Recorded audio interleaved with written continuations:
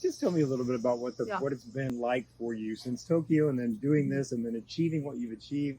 I mean, I can't even imagine. It must be amazing. Yeah.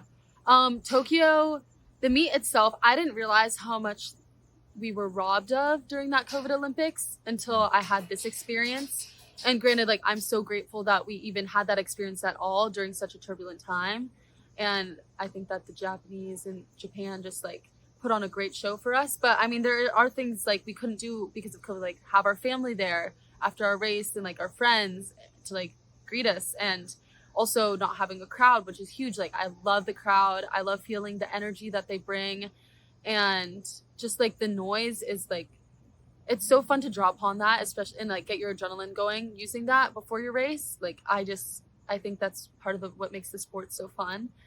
So we didn't get a lot of those experiences. And I remember also the veterans kept on apologizing in Tokyo and being like, I'm so sorry, like, this is terrible. And since we had nothing to compare it to, which I'm glad, we're like, oh no, like, this is so awesome. And like, I still had an amazing time, but looking back on it, I mean, this time was definitely better. It's like such a small thing to be able to like hug the people you love after your race, but it's actually really huge. But yeah, obviously also I got fourth by 100th of a second in the 100 fly last Olympics. And I was only like 0.14 off of gold. So it was just slipped through my fingers basically. And that was absolutely devastating, like being that close and also having the lead, which I didn't know at the time because I can't really see.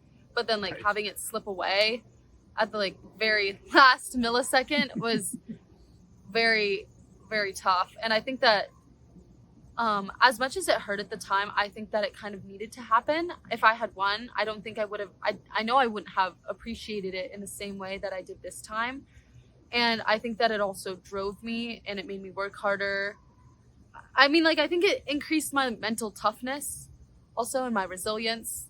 So I am grateful that it happened. I think that even though it like I didn't really understand why it happened at the time, I think that looking back at it, it just made me so much more grateful for this time.